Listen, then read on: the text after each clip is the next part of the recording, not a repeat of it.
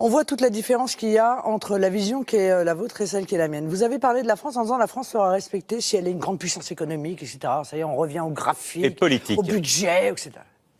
Non, la France sera respectée si elle est la France. Si elle redevient véritablement la France, avec cette voix particulière qu'elle avait dans le monde. Parce que le monde attend la France. Et la France a perdu cette voie particulière, parce qu'elle s'est soumise précisément à l'Allemagne, elle s'est soumise à la politique américaine. Elle doit donc retrouver son indépendance. Ce que, je suis désolé de vous le rappeler, mais le général de Gaulle avait imposé à de multiples reprises. L'indépendance de la voix de la France dans le monde. Et pour obtenir son indépendance, il faut qu'elle n'ait pas ou qu'elle ne se soumette pas à la vision impérialiste des uns ou des autres, voyez-vous. Et donc, parce que ça aussi, ça crée la guerre. C'est en réalité ça qui crée la guerre. Et vous avez bien compris que ce n'est pas ce que je propose, Parce que Madame le contraire de l'impérialisme, c'est le fait de respecter toutes les nations.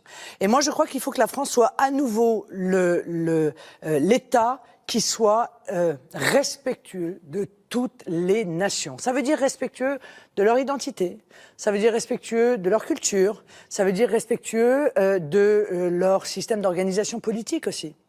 La moralisation, les leçons de morale que vous d'ailleurs donnez toujours, mais ça les socialistes c'est une grande spécialité de donner des leçons de morale. Vous donnez des leçons de morale à la terre entière, enfin pas à la terre entière. C'est aussi ça le problème, c'est que c'est toujours deux poids deux mesures. Il y a ceux à qui vous donnez des leçons de morale. Donc là, vous répondez répondez sur sur M. Trump vos amis. et M. Poutine. Il y a ceux, non, on a bien compris, mais je pense qu'il y a ceux qui sont vos là, amis, vraiment un comme le galimatia. Qatar, par exemple, l'Arabie Saoudite, à qui vous ne donnez pas de leçons de morale.